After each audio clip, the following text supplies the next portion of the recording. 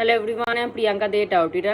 আজকে যে টপিকটা নিয়ে কথা বলবো সেটা আমার বেশিরভাগ টপিক ওই নিয়েই আমি করি, যেগুলো ক্লায়েন্ট এসে আমাকে প্রবলেমগুলো বলে, ওই প্রবলেমগুলোকে কী করে সলিউশন বের করা যায় সেগুলো নিয়েই আমি ভাবি, ভেবে তাদেরকেও সেম জিনিস বলি আর সেগুলো নিয়েই কিন্তু ভিডিওগুলো করি, কারণ এই প্রবলেমগুলো প্রত্যেক মানুষেরই থাকে। তো আমার কাছে এক ক্লায়েন্ট এসে একদিন বলছিল যে দিদি আমি প্রচুর খাটি, সে একজন স্কুল টিচার, কিন্তু আমি প্রচুর খাটি, অন্যান্য টিচারদের থেকেও আমি বেশি খাটি, কিন্তু আমি সেরকম উচ্চ স্তরে যেতে পারছি না। উল্টো যারা বেশি খাটে না, যেসব টিচাররা বেশি খাটে না, তারাই আপগ্রেড হয়ে যাচ্ছে, তারাই উঁচু ক্লাস পেয়ে যাচ্ছে। উঁচু থাকে না যে অনেকে থাকে নার্সারি কেজি পড়ায়, অনেকে থাকে আবার 11-12 ক্লাসের স্টুডেন্টদের পড়ায়। তো পেমেন্টেরও ব্যাপার আছে অবশ্যই, উঁচু ক্লাসে যারা পড়ায় তাদের পেমেন্টটাও বেশি, নিচু ক্লাসে যারা পড়ায় তাদের পেমেন্টটাও কম অবশ্যই। তো সে আমাকে বলছে যে দিদি আমি প্রচুর খাটি, কিন্তু তবু আমাকে নিচু ক্লাসেই পড়তে দেওয়া হয়, পড়াতে দেওয়া হয়। উঁচু ক্লাসে আমি অনেকবার বলেছি যে আমাকে একটু উঁচু ক্লাস দেওয়া হোক, আমাকে কেউ পাত্তাই দেয় না। উল্টো যারা খাটে না তাদেরকেই উঁচু ক্লাস দেওয়া হয়, আমাকে উঁচু ক্লাস দেওয়া হয় না। তো তখন তার এই ব্যাপারটা, সবসময় তো যে আমি সব কিছু রেডি থাকবে তা না, কিন্তু আবার কোনো কোনো সময় যখন আমি কেউ কোশ্চেন করে আমার অ্যান্সার সাথে সাথে চলে আসে যে কারণটা কি। আমি সবসময় না কারণটা খোঁজার চেষ্টা করি, যে কারণ এই একটা প্রবলেম হচ্ছে, এই প্রবলেমটার কারণটা কোথা থেকে শুরু। যদি এই কারণটাকে সলিউশন করা যায় তাহলে প্রবলেমটা অনেক কিছু সলিউশন, কিন্তু অর্ধেক সলিউশন হয়ে যায়। সব কিছুতেই যে তন্ত্র স্পেল পুজো করতে হবে তার কোনো মানে নেই। আমি নিজেও কিন্তু এগুলো অন্যের জন্য করি, কিন্তু নিজের জন্য কখনো কিছু করি না। কারণ আমার মনে হয় যে আমি প্রপার যদি কারণটা, প্রবলেমে পড়েছি, কারণটা যদি সলিউশন করতে পারি তাহলে আমার এমনি রেজাল্ট হয়ে যাবে। আমি সবসময় এই জিনিসটা নিয়েই চলি। তো সেরকম ক্লায়েন্টকেও আমি প্রথমে এটাই বলি যে তোমার কারণটা কি, প্রবলেমটা কি আগে বোঝো, সেই প্রবলেমটাকে সলিউশন করো, দেখবে সব কিছু সব সলিউশন হয়ে গেছে। মেন কারণটাকে যদি তুমি সলিউশন না করতে পারো, তোমার এখন ওয়ার্ক করিয়ে তুমি সাময়িক ঠিক হয়ে গেল, কিন্তু পরবর্তীকালে গিয়ে তুমি আবার সেই প্রবলেমে কিন্তু আবার পড়বা। তার থেকে বেটার তুমি কারণটাকে ধরে সেটাকেই একদম নির্মূল করার চেষ্টা করো, তাহলে কি হবে, তোমার নেক্সট টাইম আর ওয়ার্ক করাতে হবে না। এই জিনিসটা কিন্তু আমি সবাইকেই বলি, আমি নিজে ওয়ার্ক করি কিন্তু তবুও আমি জিনিসটা প্রপারলি সবাইকে বুঝিয়ে দিই।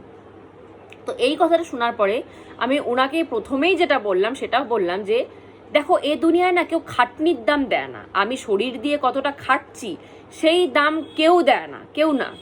যদি সেই খাটনিরই দাম হতো তাহলে আজকে গাধাকে আমরা সব থেকে উচ্চমানের পশু ধরতাম, কারণ গাধা সকাল থেকে রাত পর্যন্ত প্রচুর খাটে, যেটা অন্য পশুরা খাটে না। একটা ঘোড়া অতটা খাটে যতটা গাধা খাটে, একটা বাঘসিংহ অতটা খাটে যতটা গাধা খাটে না। তো তবুও আমরা কিন্তু গালি গাধাকেই দিই, আমরা কিন্তু নিম্নমানের পশু গাধাকেই বলি, আর যারা কম খাটে তাদেরকে কিন্তু আমরা উচ্চমানের পশু বলি। তার মানে এর থেকে বোঝা যাচ্ছে যে শারীরিক খাটনির কোনো দাম নেই। খাটনির দাম তখনই আছে যেখানে শুধু শারীরিক খাটনি না, তার সাথে আমি ব্রেন দিয়ে খাটবো, আমি মাথা লাগাবো, আমি ব্রেন দিয়ে কাজ যখনই করব তখনই সে খাটনির দামটা ন্যায্য হবে। আর যদি শুধু আমরা শারীরিক খাটনি খেটে যাই তাহলে সেটার দাম কেউ দেবে না। এটা একদম ন্যায্য জিনিস। আজকে যতজন মানুষ উচ্চ স্তরে বসে আছে, বড় বড় সেলিব্রিটিরা, বড় বিজনেসম্যান বড়, তারা দেখবে নিজের শরীরের থেকে বেশি ব্রেন দিয়ে খেটেছে।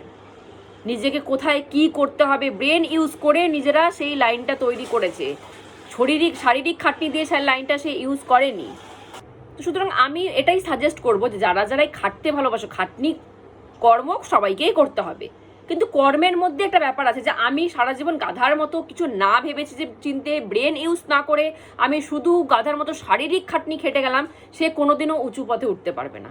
আমাদের দেখো না, দেশের চাষি যারা, আমাদের মেন জিনিস অন্ন, যেটা আমাদের অন্ন না হলে চলবে না, আমরা যাবতীয় যারা খাবার খাই না কেন, মেন খাবার হচ্ছে আমাদের অন্ন।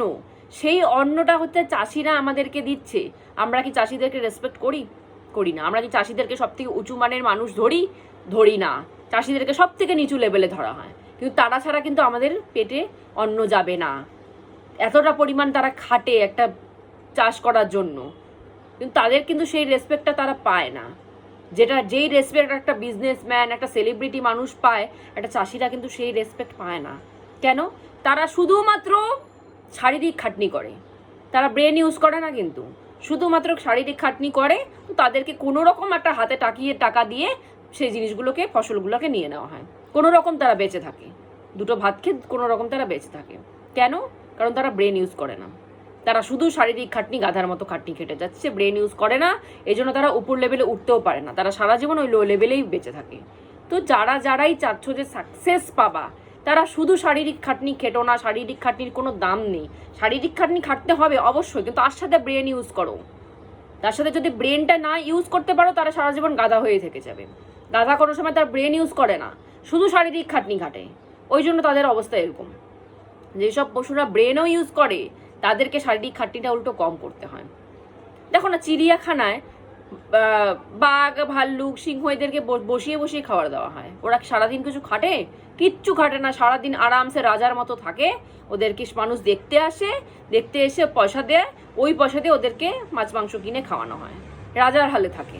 মানুষও এরকম রাজার হালে থাকে না, যতটা চিড়িয়াখানায় বা বেঙ্গল সাফারি, আজকাল দেখুন বেঙ্গল সাফারি বেরিয়ে গেছে, বেঙ্গল সাফারিতে যত না ওরা আরামে থাকে, একটা মানুষও অত আরামে থাকে না, তাদেরকেও খাটনি খাটতে হয়। কারণ তাদের সে জায়গাটাই আলাদা। আমরা একটা ভেড়া দেখার জন্য, একটা গাধা দেখার জন্য আমরা চিড়িয়াখানায় বেঙ্গল সাফারিতে যাব না, কিন্তু একটা বাঘ, ভাল্লুক, সিংহ দেখার জন্য কিন্তু আমরা যাব পয়সা দিয়ে। তো সেই লেভেলটাকে নিজে তৈরি করো যে আমাদেরকে শারীরিক খাটনির থেকে ব্রেন ইউজ বেশি করতে হবে, তাহলে গিয়ে আমরা সাকসেসের পথটা ধরতে পারবো। যদি শারীরিক খাটনি খেটে যাই, ব্রেন ইউজ না করি, তাহলে সারা জীবন একই স্তরে থেকে যাবো, আমাদেরকে কেউ উপরের স্তরে টেনে উঠাবে না। কারোর অত ঠেকা পড়েনি কেউ এসে আমাদেরকে হাত ধরে টেনে উপরে উঠিয়ে দেবে, কেউ করবে না। আমাদেরকে নিজেদের জায়গা নিজেদেরকেই তৈরি করতে হবে। শুধুমাত্র শারীরিক খাটলে হবে না, ব্রেন লাগাও, ব্রেন ইউজ করো। ব্রেনটা তখনই ইউজ করা যায় যখন ব্রেন আমাদের এটার সাথে ঠাকুরের ইউনিভার্সের কানেকশন থাকে। এমনি মানুষ ব্রেন ইউজ করতে পারে না। আমি প্রচুর দেখেছি মানুষ যে এমনি অনেক শিক্ষিত, হাই লেভেলে শিক্ষিত মানুষ, কিন্তু ব্রেন ইউজ করতে পারে না। কোনো এক্সট্রা নলেজ তার মধ্যে নেই, কোনো জ্ঞান নেই, বুদ্ধি নেই, কার সাথে কীভাবে ব্যবহার করতে হবে সেটাই জানে না। তো সে কি করে ব্রেন ইউজ করে উপরে উঠবে? তো ব্রেনটা যখনই আমরা চাবো যে আমাদের ব্রেনটা বেশি ইউজ করি আমরা, তখনই সেই ব্রেনটা ইউজ করার একটাই পদ্ধতি। ব্রেন ইউজ করার কিন্তু অন্য পদ্ধতি নাই। ব্রেনটা ইউজ করার একটাই পদ্ধতি, সেটা হচ্ছে নাম জপ। যত নাম জপ করবো, যত ঠাকুরের সাথে কানেক্টেড থাকবো, তত ব্রেনের বুদ্ধির বিকাশ তত হবে। যত ব্রেনের বুদ্ধির বিকাশ হবে, তত আমরা সেটাকে ইউজ করে কাজে লাগিয়ে উপরে উঠতে পারবো, সাকসেস পাবো, না হলে পাবো না। তো সুতরাং ঠাকুর ধরা মানে এই না যে আমি শুধু সাধনা ভজনা করে গেলাম, না, আমাদের নর্মাল লাইফ লিড করতেও ঠাকুরকে ধরাও দরকার। আমি যে যে কোনো কাজ করি না কেন, যে কোনো পেশায় আমি থাকি না কেন, সেই পেশায়ও যদি আমাকে ভালো মতো টিকে থাকতে হয়, ভালো মতো ওপরে উঠতে হয়, আপগ্রেড করতে হয়, সেটার জন্য আমাদের ব্রেনের দরকার। আর ব্রেনটা চলবে কিসে? নাম জপে। ব্রেন কিন্তু অন্য কিছুতে চলে না। আমি জানি না অন্তত পক্ষে যে ব্রেন শুধু আমাদের শরীর খাবার দাবারে চলে, কিন্তু ব্রেন শুধুমাত্র নাম জপে চলে। যত নাম জপ, যত মেডিটেশন, তত ব্রেন খুলবে। ব্রেন যত খুলবে, মানুষ তত সাকসেসের পথে আগাবে। সুতরাং এই কাজটা করো, ঠাকুরের সাথে কানেকশন করো। এই ভেবে না যে আমি সন্ন্যাসী হয়ে যাব, আমি নাম জপ করবো, সারাদিন এই কাজে চলবো না। আমার নর্মাল লাইফ লিড করতেও, আমাদের সংসার চালাতে গেলেও, কাজ করতে গেলেও, টাকা ইনকাম করতে গেলেও, পজিশন পেতে গেলেও, সব কিছুতে ঠাকুরের দরকার আছে, সব কিছুতে। শুধুমাত্র যে সাধনা করে তার দরকার না, প্রত্যেকটা মানুষের ঠাকুরের দরকার আছে। নর্মাল জীবন যাপন করতেও ঠাকুরকে ছাড়া হয় না। সেটা মানে বলতে বলতে আমার গলা শুকিয়ে যায়, কিন্তু তোমরা তাও বোঝো না। যারাই চাচ্ছ যে বিজনেস করবা, জব করবা, প্রমোশন পাবা, সাকসেসের পথে যাবা, নাম জপ করো, নাম জপ করো, ঠাকুরের সাথে কানেকশন করো। ব্রেন যত খুলবে তত তোমরা ওপরে কিন্তু উঠতে পারবা। শুধু গাধার মতো শারীরিক খাটনি খেটো না, কোনো লাভ নেই। কেউ দাম দেয়নি আজ পর্যন্ত, শারীরিক খাটনির কেউ দাম দেয় না, সবাই বুদ্ধির দাম দেয়। আমরা যে মানুষ ইনকাম করি না, শারীরিক খাটনিতে কত টাকা ইনকাম হয়, বুদ্ধি লাগিয়ে দেখো, ট্রিপল গুণ ইনকাম হয়ে যাবে। সেই কাজটাই করো যেটাতে ইনকামটা, তোমার খাটনিটা একটু কম করতে হবে, ইনকামটা বেশি হবে, সেরকম কাজই করো। তো আজকের মতো এখানেই স্টপ করছি। জয় গুরু।